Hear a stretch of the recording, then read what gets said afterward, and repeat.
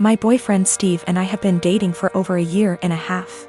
I met him in one of my upper-level classes 2 years ago. At the time he was finishing up his degree, before moving on and working on his master's.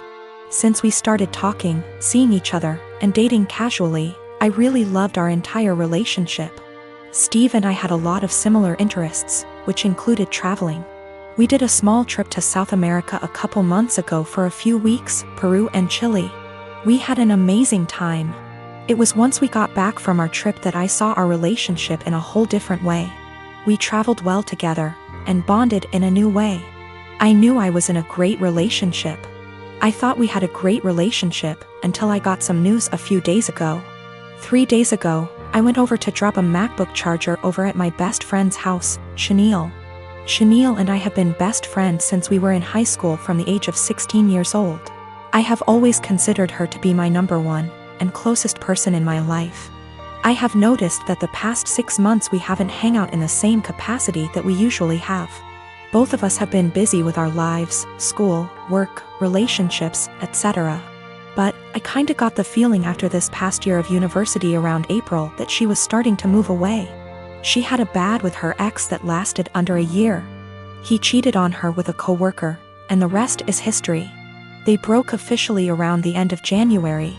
As I went over to drop off her extra charger that she borrowed, I talked with her mom for a bit. Chenille ended up getting called in to pick up an extra serving shift at the restaurant she has worked at during her degree. Her mom wanted to talk to me about a few things. I was puzzled. Chenille's mom was always really outgoing and funny. We had known each other for over 8 years at least. But she wanted to have a serious talk. Chenille's mom, Karen, went on to tell me that she saw Steve and Chenille sneak around the back of the house about a month or so ago. Karen went on to explain that she noticed this happening 2 other times. At first, she thought we were all hanging out. But Karen told me that she got a weird gut feeling on this situation.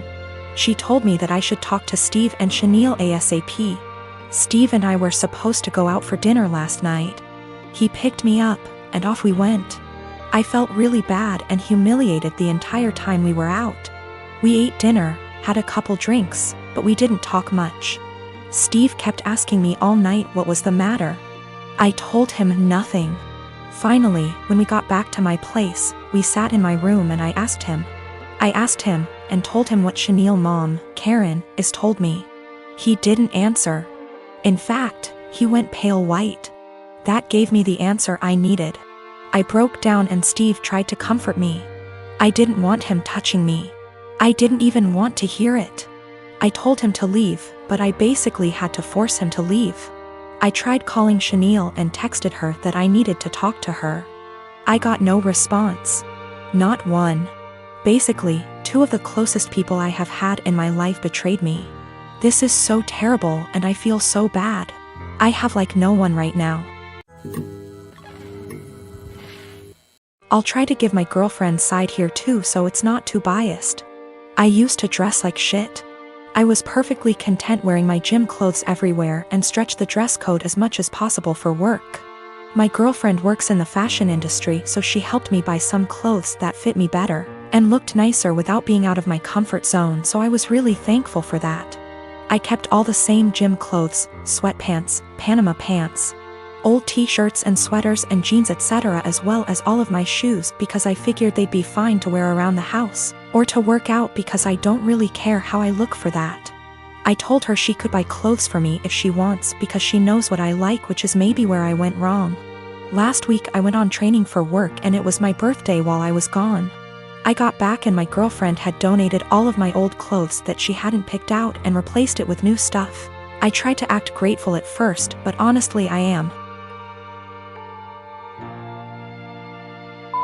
pissed off. I don't want to wear shitty stiff jeans that stain the seats in my truck blue, and the running shoes suck for actually running. Even the sweatpants are kinda tight, which in my mind defeats the purpose of wearing sweatpants. She got rid of all my old t-shirts that I bought at games and replaced them with plain colors, but now I have barely any t-shirts at all, and she spent a ton of money doing this. I know the jeans alone are over $300 and the shoes probably cost over $2,000.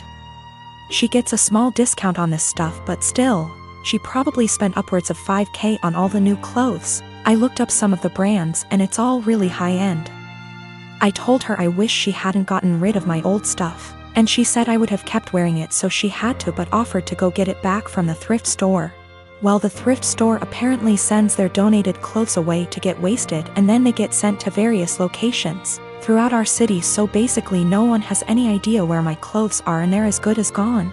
The reason I'm posting is she's now mad at me for being ungrateful and says I should respect and appreciate her more. But yeah, I'm not really that thankful because she got rid of all my shit. Yesterday I told her not to talk to me until she came home with my bean boots that I've been breaking in for years, which she actually was able to find, but it caused a huge fight. I don't dress like a slob, my clothes don't have holes, I'm not wearing lame graphic tees. And everything I've worn out of the house for the last 3 years, with the exception of going to the gym. Also, I'm not going to break up with her over this. It sucks, but not really breakup worthy. Son is in 4th grade. School is only open on Mondays. The rest of the week he is home with me. They don't do virtual learning during the rest of the week. No Zoom calls are made. No teacher actually checks in. Homework at home is not to be sent back to the school, and instead they get a participation grade the following week if they tell their teacher they completed it. It's backwards, and your students aren't being graded for the work they actually do. Every Monday we get a new flyer in the mail asking for donations. Last week we got a flyer that said to send out 20 emails to individuals to ask them for donations, with the promise of prizes for participation. They also had other prizes on this flyer. Basically, the more people who donate using your name, the bigger the prize you get. My son wanted the headphones prize. Nowhere on the flyer did it say how many donations was needed. I called the school to ask and they said 12. I sent out the 20 emails. 14 people donated. The donation list was to be emailed to the school with the student ID, and we were to pick up the prizes this past Monday. Son was losing his mind excited because he got the 12 donations needed for the headphones. We walk in and they proceed to tell me and my son that he did not qualify for the prize because in order to be eligible, you needed to get those 20 donations. Apparently the prizes for donations started counting after you received the 20. They turned damn near every student away, not just my kid. So I sent the boy out with his father and pulled the teacher and principal aside to let them know that they got these kids' hopes up for absolutely nothing, and that all they accomplished was destroying the children's spirits by lying to their faces. I then told them that I was told by the secretary that he only needed 12 donations for those headphones. They said, "Sorry you feel that way. This is just how things are right now due to COVID." So I responded with, "Oh, so lying to students and breaking their spirits is okay because of COVID? Failing to provide virtual learning for the rest of the week like other schools is okay because of COVID? Asking for donations when the kids are only here once a week must be okay, too, right?" I then walked out. Well, my son got the headphones in the mail today with a note from the superintendent that said, "I'm very sorry for the actions of the school system and the confusion formed around the donation drive.